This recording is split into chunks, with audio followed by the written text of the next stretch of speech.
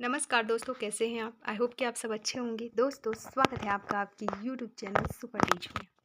तो आज के इस वीडियो में भी पूरे 60 क्वेश्चन हल करने वाले हैं हम बाल विकास के। तो जो भी अभ्यर्थी प्राथमिक शिक्षक पात्रता परीक्षा के लिए आवेदन किए हैं, वो एक बार ये वीडियो ज़रूर देखें। इसमें ऐसे क्वेश्चन हैं जो कुछ प्रीवियस ईयर में आए हुए हैं और कुछ बहुत ही कठिन लेवल के क्वेश्चन जो कि आने की पूरी संभावना है।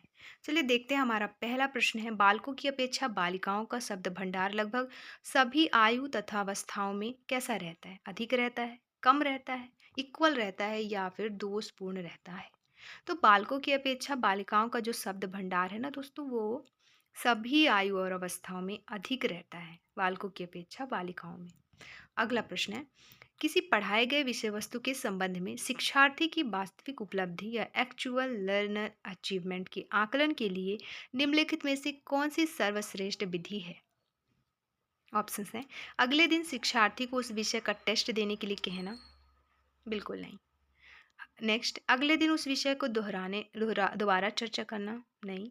शिक्षार्थी से प्रश्नों की पूर्व तैयार सूची से उत्तर चुनने के लिए कहना, तो ये भी नहीं। यहाँ पे आंसर हो जाएगा ऑप्शन डी, विषय में कवर की गई विषय वस्तु का उपयोग कर शिक्षार्थी को टेस्ट पूरा करने के लिए कहना। फिर है अगला, किस पारंपरिक शिक्षा सिद्धांतकार का मानना था कि काल्पनिक संरचनाओं के उपयोग ने व्यवहार की हमारी समझ में योगदान नहीं दिया? ऑप्शंस है हल, स्किनर, टॉलमैन या रॉटर। तो आंसर हो जाएगा यहाँ पे स्किनर। इन्हीं का मानना था कि काल्पनिक संरचनाओं के उपयोग ने व्यवहार की हमारी समझ में योगदान नहीं दिया। अगला प्रश्न, यदि कोई छात्र शरारती है और कक्षा में अपने शब्दों और कार्यों से परेशान करता है, तो उससे निपटने के लिए आपकी राय निम्नलिखित में से कौन सा तरीका सही होगा आपकी राय में? तो ऑप्शंस दिए गए हैं, जैसे कक्षा में उसकी गलतियों को बताकर उसका अपमान करेंगे, बिल्कुल नहीं, ऐसा करना ही नहीं है एक टीचर को। नेक्स्ट, उस पर चिल्लाएं और उसे खुद को सही करने के लिए चेतावनी दें, ये भी नहीं, ये भी गलत है। ऑप्शन सी, उसे अपने कमरे में बुलाओ और उसकी समस्याओं को समझो, हाँ ये बिल्कुल सही है। ऑप्शन सी ही यहाँ पे आंसर हो जाएगा। एक ऑप्शन डी भी दिया गया है, देख लेते हैं क्या है। दूसरों को सबक सिखाने के लिए उसे कक्षा से निकाल कर दंडित करें, बिल्कुल नहीं। ऑप्शन सी यहाँ पे सही उत्तर हो जाएगा, अपने कमरे में बुलाओ और उसकी समस्याओं को समझने की कोशिश करो, उसकी समस्याओं को सुनो समझो। तो ये एक शिक्षक का कार्य होता है। अगला है, प्रायोगात्मक मनोविज्ञान के जनक कौन हैं? ऑप्शन है William Wundt, Sigmund Freud, C G Jung या फिर विलियम जेम्स। आंसर हो जाएगा विलियम वुंट, प्रयोगात्मक मनोविज्ञान के जनक हैं। अगला प्रश्न, मानसिक मंदता का कौन सा रूप निम्नलिखित में से एक अतिरिक्त गुणसूत्र की उपस्थिति के कारण होता है? ऑप्शन है डाउन सिंड्रोम, क्रेटिनिज्म, पीकेयू या फिर सांस्कृतिक पारिवारिक मंदता। तो यहाँ पे क्रेटिनिज्म हो जाएगा आंसर, ऑप्शन ए। ये जो है मानसिक मंदता का रूप है जो कि एक अतिरिक्त गुणसूत्र की उपस्थिति के कारण होता है। अगला प्रश्न, विनर द्वारा सुझाए गए निम्न में से कौन बुद्धि का तत्व नहीं है? ऑप्शंस, दिशा, समझना, अनुकूलन या फिर आलोचना। तो आंसर हो जाएगा यहाँ पे कॉम्प्रहेंशन अर्थात समझना जो है वो बुद्धि का तत्व नहीं है। बाकी डायरेक्शन, अनुकूलन मतलब अडाप्शन और क्रिटिसिज्म सारे ही हैं। अगला प्रश्न, एक विशेष उम्र में हर सामान्य बच्चा रेंगना, चलना या बात करना शुरू कर देता है, तो ये किसका उदाहरण है? अधिगम का, परिपक्वता का, एक्सपीरियंस का या फिर व्यक्ति विवृत्तीय कार्य का? आंसर हो जाएगा परिपक्वता का, मैच्योरेशन का। अगला प्रश्न, निम्नलिखित में से कौन गर्भावस्था से शुरू होता है और बच्चे के जन्म या गर्भपात के साथ समाप्त होता है? तो ऑप्शंस है मातृत्व, मदरहुड, वयस्कता, अडल्टहुड, गर्भावस्था, प्रेगनेंसी या फिर स्तनपान। तो आंसर हो जाएगा यहाँ पे गर्भावस्था। गर्भावस्था गर्भावस्था से शुरू होता है और बच्चे के जन्म या गर्भपात के साथ ही समाप्त हो जाता है। अगला प्रश्न, आंतरिक अंगों के निर्माण की शुरुआत और बाहरी भौतिक विशेषताओं का निश्चित रूप लेना निम्न में से किस अवधि से शुरू होता है? ऑप्शन है जनन काल, भ्रूण काल, प्रसूति अवधि या दिए गए विकल्पों में से कोई नहीं। तो ये शुरू होता है दोस्तों भ्रूण काल से, ऑप्शन बी सही उत्तर हो जाएगा। अगला प्रश्न है, मुसेन, कांगर और कंगन के अनुसार निम्नलिखित में से कौन सा समस्या समाधान में रचनात्मकता के लिए एक बाधा नहीं है? ऑप्शंस हैं, समस्या के तत्वों को भूलना, पर्याप्त ज्ञान, असफलता का डर या फिर निश्चित पूर्व मान्यताएं। तो आंसर हो जाएगा यहाँ पे पर्याप्त ज्ञान, सफिशिएंट नॉलेज जो है बाधा नहीं है मुसेन, कांगर और कनन के अनुसार समस्या समाधान में रचनात्मकता के लिए। अगला प्रश्न है, बच्चे का अकेले सोने से इंकार करना किस प्रकार के भावनात्मक विकार का लक्षण है? ऑप्शंस हैं, विशिष्ट भय, पृथक्करण चिंता, रूपांतरण विकार या फिर सामान्यीकृत चिंता विकार। तो ये लक्षण है दोस्तों पृथक्करण चिंता का, सेपरेशन एंजाइटी, ऑप्शन बी। अगला क्वेश्चन, निम्नलिखित में से किसने कहा है ऐसा व्यवहार जो किसी विशेष समय में किसी दिए गए समाज के सांस्कृतिक मानदंडों या कानूनों के अनुरूप नहीं होता और अक्सर नकारात्मक रूप से स्वीकृत होता है, उसे अपराधी कहा जाता है? तो किसने कहा है ये कहा है दोस्तों ऑप्शन ए, ओमोघो एसिरी ने। नेक्स्ट क्वेश्चन, एक शिक्षक एक छात्र को एक लोकप्रिय गीत गुनगुनाते हुए देखता है जिसमें उच्चगामी भाषा है। तो निम्नलिखित में से किस मामले में इस अपराध का कारण साथियों के दबाव, पीयर प्रेशर के जिम्मेदार ठहराया जा सकता है?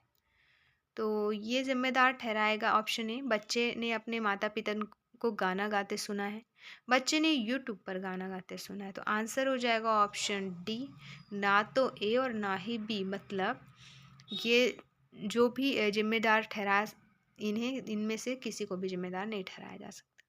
ना तो बच्चे के अपने माता पिता, ना बच्चे ने यूट्यूब पर गाना गाते सुना उसको। अगला प्रश्न है, किशोर न्याय बच्चों की देखभाल संरक्षण अधिनियम 2015 की निम्नलिखित में से कौन सी धारा 16 से 18 वर्ष के आयु वर्ग के में जघन्य अपराध करने वाले बाल अपराधियों से निपटने के लिए विशेष प्रावधान प्रदान करती है? तो ये करती है धारा 15 दोस्तों, ऑप्शन डी सही उत्तर हो जाएगा। अगला प्रश्न है, समावेशी शिक्षा का सिद्धांत निम्न में से किस पर आधारित है? ऑप्शन दिए गए हैं, आर्थिक समानता पे, सामाजिक विविधता पे, समान अवसर पे या फिर सामाजिक सहिष्णुता पर। आंसर हो जाएगा ये आधारित है समान अवसर पर, इक्वल अपॉर्चुनिटीज पर। अगला क्वेश्चन, निम्न में से कौन कम दृष्टि वाले बच्चे की विशेषता है? ऑप्शंस हैं, पढ़ते समय आंखों का मार्गदर्शन करने के लिए उंगली का उपयोग करना, बार बार आंख मलना। तो ये दोनों ही हैं लक्षण या विशेषता कम दृष्टि वाले बच्चों की। अगला, कौन संक्रमण और नशे के कारण निम्न में से अपने होने वाली समस्याओं अक्षमताओं का एक महत्वपूर्ण और ज्ञात कारण नहीं है? तो निम्नलिखित में से कौन सा कारण नहीं है? तो रूबेला, उपदंश, इंसेफ्लाइटिस या फिर मधुमेह।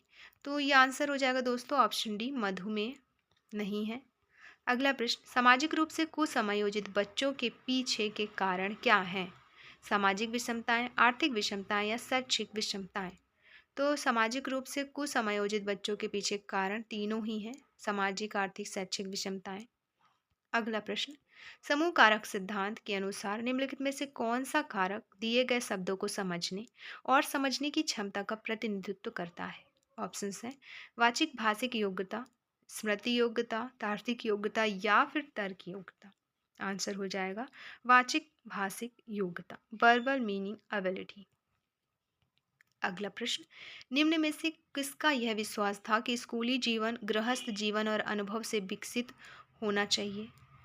तो ये था विश्वास जॉन डीवी का, ऑप्शन डी सही उत्तर हो जाएगा। अगला, शिक्षा शास्त्र शिक्षार्थियों को लोकतांत्रिक वातावरण में शिक्षण अधिगम प्रक्रिया में भाग लेने के समान अवसर प्रदान करता है। तो कौन सा शिक्षा शास्त्र? ऑप्शन है, समानाधिकारवादी, नारीवाद, पूरक या उत्कृष्टता। आंसर हो जाएगा समान अधिकारवादी शिक्षा शास्त्र। अगला प्रश्न, छठी कक्षा की छात्रा राशि नई सामाजिक और शैक्षणिक मांगों का सामना करने की कोशिश कर रही है। एरिक्सन के सामाजिक विकास के क्रम में के अनुसार वह किस बुनियादी संघर्ष से गुजर रही है? तो वह गुजर रही है दोस्तों उद्योग बनाम हीनता वाले क्रम में, जिसमें वह नई सामाजिक और शैक्षणिक मांगों का सामना करने की कोशिश कर रही है।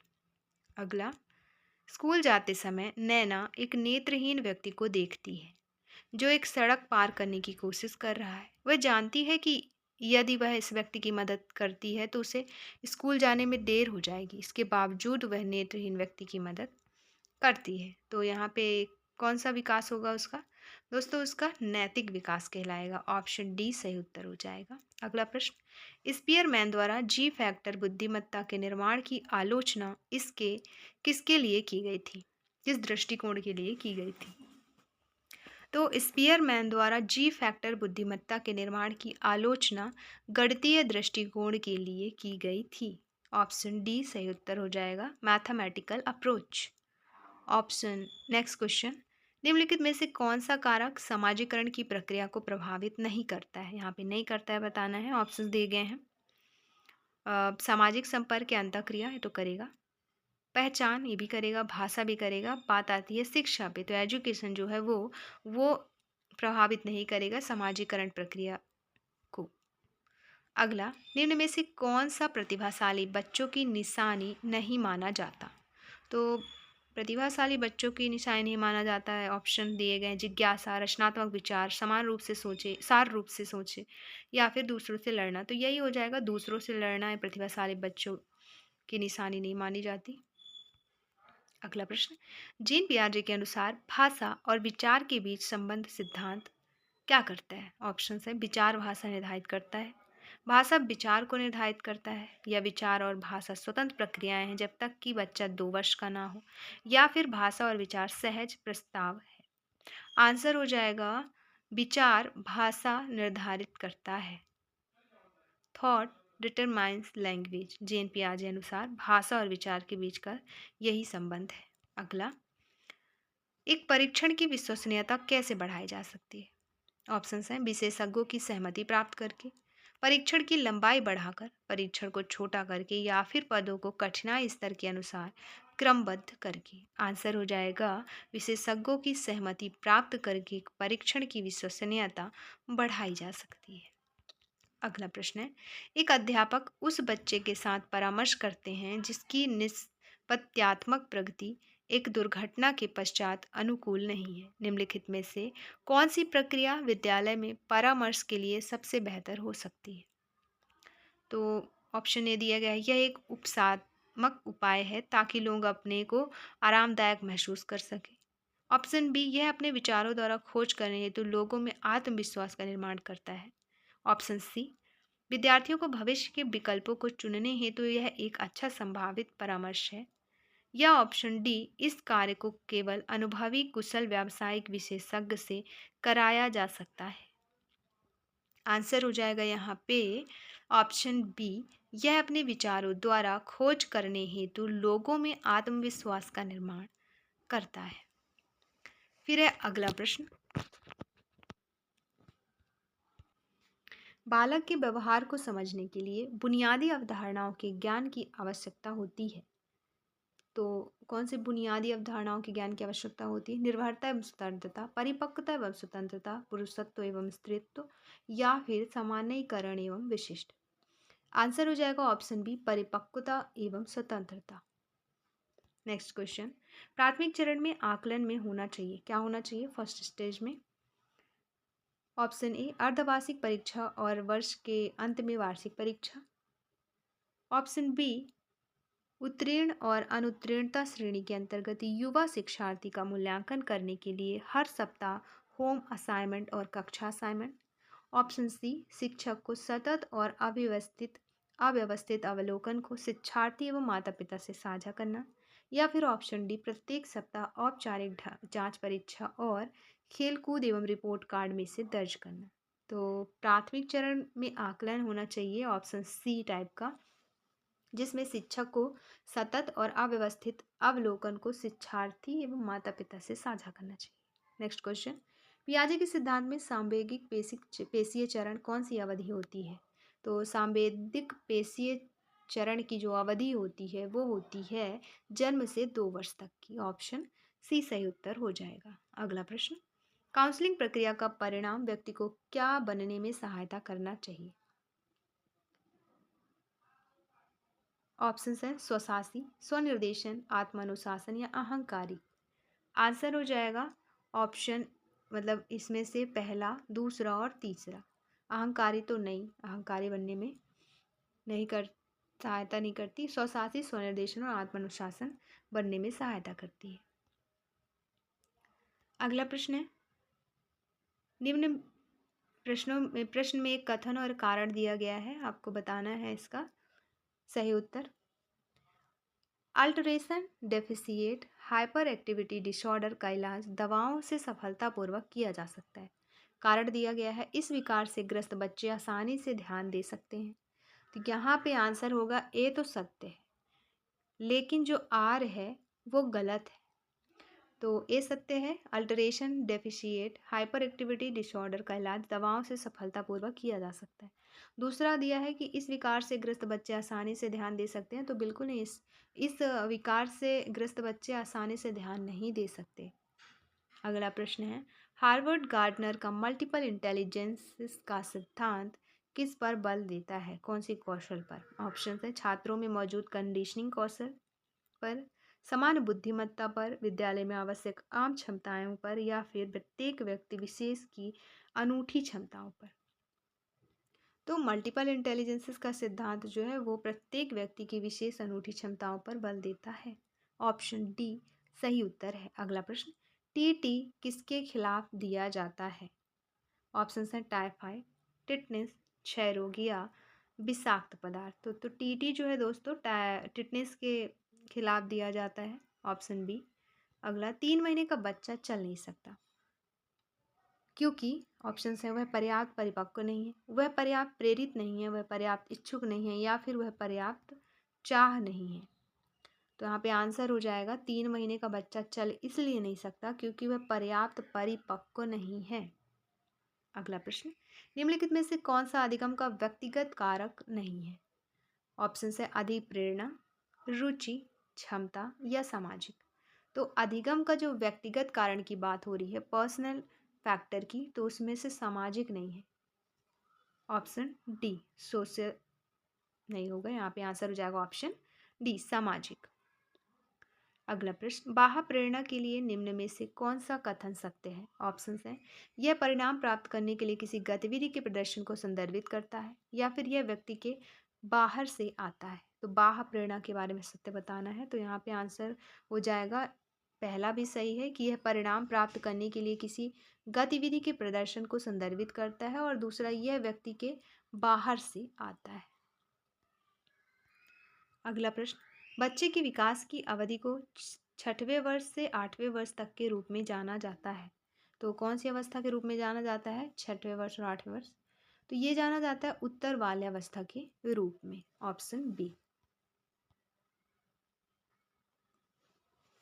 अगला प्रश्न है, बार बार या स्टेरियोटाइपिक व्यवहार किस मानसिक विकार की विशिष्ट विशेषता है? ऑप्शन है मंगोलवाद, हाइड्रोसेफली मतलब दिमाग में पदों में पानी आ जाना, दिमाग के पर्दों में पानी आ जाना, या फिर माइक्रोसेफली या लघु शीघ्रता इसे कहते हैं, या फिर आत्म केंद्रित, या फिर आत्म केंद्रित को कहेंगे ऑटिज्म। तो यही आपका आंसर हो जाएगा। ऑटिज्म में ये होता है कि बार बार या स्टेरियोटाइपिंग व्यवहार होता है, इस तरह के विकार में की विशेषता है। अगला प्रश्न है, निम्नलिखित में से कौन एक बच्चे की गैर हाजिरी का कारण हो सकता है? परिवार की खराब स्थिति, हीन भावना। तो दोस्तों यहाँ पे दोनों ही गैर हाजिरी के कारण हो सकते हैं, परिवार की खराब स्थिति भी और हीन भावना भी। अगला प्रश्न, 2011 में निम्नलिखित में से कौन सा राज्य केंद्र शासित प्रदेश बच्चों की अदालतें किशोर अदालतों के साथ भ्रमित ना हो, यानी बच्चों के खिलाफ अपराध के त्वरित परीक्षण के लिए सुविधा बनाने वाला पहला राज्य बन गया? तो वह राज्य है आपका, या केंद्र शासित प्रदेश है वो आपका दिल्ली। दिल्ली केंद्र शासित प्रदेश है और यही आपका आंसर है इस प्रश्न का। अगला प्रश्न है, निम्नलिखित में से कौन सा कथन सही है? ऑप्शन है, विकलांग बच्चों के प्रति लोगों की मानसिकता को बदलने की दिशा में एकीकरण एक स्वागत योग्य कदम था। दूसरा, एकीकरण ने हमें समावेश को लागू करने के लिए तैयार किया। तो दोनों ही सही हैं। ऑप्शन सी हो जाएगा, एक और दो दोनों ही। अगला प्रश्न, निम्नलिखित में से कौन अकादमिक रूप से अक्षम बच्चों की श्रेणी नहीं है? ऑप्शन है, धीमे सीखने वाले शिक्षार्थी, कम उपलब्धि हासिल करने वाले शिक्षार्थी, औसत शिक्षार्थी या फिर विशेष सीखने की अक्षमता वाले बच्चे। आंसर हो जाएगा औसत शिक्षार्थी। अगला प्रश्न, कक्षा 9 के एक बच्चे की मानसिक क्षमता अच्छी है, हालांकि वह अपने माता पिता की अत्यधिक अपेक्षा से अत्यधिक दबाव महसूस करता है और उनकी अपेक्षा पर खरा उतरना मुश्किल पाता है। उसके क्या बनने की पूरी संभावना है? रचनात्मक बनने की, धीमा सीखने वाला बनने की, कम उपलब्धि प्राप्त करने वाला बनने की या फिर सीखने की अक्षमता वाला बच्चा बनने की। तो ऐसी कंडीशंस में उसे कम उपलब्धि प्राप्त करने वाला बच्चा बनने की पूरी संभावना है, जिनके ये लक्षण। अगला प्रश्न, ब्रोन-फेनब्रेनर की पारिस्थितिक प्रणाली की किस परत के तहत माता पिता के कार्यस्थल, पड़ोस और स्कूल बोर्ड जैसी संस्थाएं आती है? ऑप्शन है, माइक्रोसिस्टम, मेसोसिस्टम, एक्सोसिस्टम या फिर क्रोनोसिस्टम। आंसर हो जाएगा यहाँ पे एक्सोसिस्टम, ऑप्शन सी। अगला प्रश्न, परिवार का निम्नलिखित में से कौन सा सामाजिक मानदंड बच्चे के समाज के साथ अंतःक्रिया को प्रभावित करता है? ऑप्शन है, धर्म, जाति, वित्त। तो ये सारे ही यहाँ पे आंसर हो जाएगा, ये सभी अंतःक्रिया को प्रभावित करते हैं। अगला प्रश्न, पावलोव के नेतृत्व में निम्नलिखित में से किसने लिटिल अल्बर्ट के मामले में प्रसिद्ध प्रयोग किया? ऑप्शन है, लेव वाइगोत्स्की, लॉरेंस कोहलबर्ग, जेन पियाजे या फिर जॉन बी वॉटसन। तो जॉन बी वॉटसन इसका आंसर हो जाएगा। अगला प्रश्न है, निम्न में से कौन सा प्राक शिक्षा विद्यालय का सही उद्देश्य नहीं है? तो प्राक शिक्षा विद्यालय का ऑप्शन ए, प्राथमिक विद्यालय के लिए अनुकूल वातावरण में बच्चों को तैयार करना। दूसरा, बच्चों को ठीक मोटर और सकल मोटर विकास के लिए विभिन्न प्रकार की गतिविधियों का अभ्यास करके मोटर कौशल विकसित करने में सक्षम बनाना। ऑप्शन सी, बच्चों को स्वस्थ जीवन के लिए सामाजिक और भावनात्मक कौशल विकसित करने में मदद करना। या ऑप्शन डी, बच्चे को पाठ्यपुस्तक पर ध्यान केंद्रित करने और पूरा पाठ्यक्रम सीखने के लिए प्रोत्साहित करना। यहाँ पे पूछा है उद्देश्य नहीं है, ऑप्शन डी ही यहाँ पे हो जाएगा, उद्देश्य नहीं है। अगला प्रश्न, संवेगात्मक विकास में शिक्षार्थियों की मदद करने के लिए शिक्षक को निम्नलिखित में से किस भागीदारी की आवश्यकता होती है? तो ऑप्शंस दिए गए हैं, उद्देश्य, व्यक्तिपरक, उद्देश्य और व्यक्तिपरक दोनों। ऑप्शन डी, ना तो उद्देश्य और ना ही व्यक्तिपरक। आंसर हो जाएगा ऑप्शन सी, उद्देश्य और व्यक्तिपरक दोनों। अगला प्रश्न, बचपन के दौरान संवेगात्मक विकास के संबंध में निम्नलिखित में से कौन सा सही नहीं है? ऑप्शन हैं, बचपन में ही क्रोध, भय, ईर्ष्या, जिज्ञासा और ईर्ष्या जैसी संवेगाएं विकसित होती हैं। ऑप्शन बी, अध्ययनों से साबित होता है कि होनहार या बुद्धिमान बच्चों में बौद्धिक रूप से गरीब बच्चों की तुलना में जिज्ञासा की संवेगाएं कम होती हैं। ऑप्शन सी, बचपन में संवेगात्मक विकास बाद की उम्र के संवेगात्मक विकास के लिए आधार प्रदान करता है। या फिर ऑप्शन डी, संवेगना के विकास में माता पिता, विद्यालय और सहपाठी महत्वपूर्ण भूमिका निभाते हैं। यहाँ पे पूछा है कौन सा सही नहीं है, तो ऑप्शन बी यहाँ पे सही नहीं है, जिसमें लिखा है अध्ययनों से साबित होता है कि होनहार या बुद्धिमान बच्चों में बौद्धिक रूप से गरीब बच्चों की तुलना में जिज्ञासा की संवेगाएं कम होती है।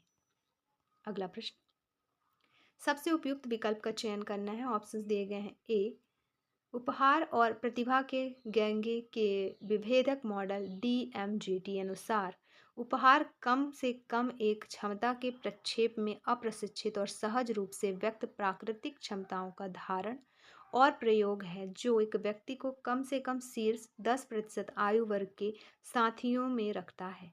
ऑप्शन बी, इस सिद्धांत के अनुसार ग्रेड और टेस्ट स्कोर एक छात्र की ताकत और क्षमताओं की सटीक दशा प्रदान नहीं करती। तो यहाँ पे सही सबसे उपयुक्त विकल्प है ऑप्शन ए, कि ए तो सत्य है लेकिन जो बी दिया गया है वो असत्य है। अगला प्रश्न, श्रीमती सुषमा की अपनी कक्षा में निम्नलिखित में से कौन सा अभ्यास दर्शाता है कि वह लैंगिक भेदभाव की संकल्पना के विरुद्ध है? ऑप्शन ए, सिर्फ बाह्यकृति से लड़की के परियोजना की सराहना करना। तो ये तो बिल्कुल इससे विरुद्ध होने का कोई नहीं समझ आ रहा है। दूसरा, छात्रा से आसान सवाल पूछना, ये भी नहीं। लड़कियों की परियोजना कार्य की जांच कर समीक्षा और टिप्पणी करना, या ये सही है। लड़कियों पर कम ध्यान देना, तो ये भी गलत है। ऑप्शन सी सही उत्तर हो जाएगा। अगला प्रश्न, खिलौना उम्र किस चरण से संबंधित है? ऑप्शन है पूर्व बाल्यावस्था, बचपन, पश्च बाल्यावस्था या फिर दिए गए सभी। तो खिलौने की जो उम्र है वो संबंधित है पूर्व बाल्यावस्था से, अर्ली अर्ली चाइल्डहुड से। अगला प्रश्न, बाल केंद्रित शिक्षा में शामिल है क्या? ऑप्शन हैं बच्चों के लिए व्यावहारिक गतिविधियां, प्रतिबंधित वातावरण में अधिगम, एकांकी अधिगम या सभी। आंसर हो जाएगा बाल केंद्रित शिक्षा में बच्चों के लिए व्यावहारिक गतिविधियां सम्मिलित है। अगला प्रश्न, गतिशीलता और अभिविन्यास प्रशिक्षण किसके साथ जुड़ा हुआ है? ऑप्शन है श्रव्य क्षीणता सहित छात्र, मानसिक मंदता सहित छात्र, दृश्य क्षीणता सहित छात्र या फिर सीखने की विकलांगता सहित छात्र। तो गतिशीलता और अभिविन्यास प्रशिक्षण जुड़ा है दृश्य क्षीणता सहित छात्र से।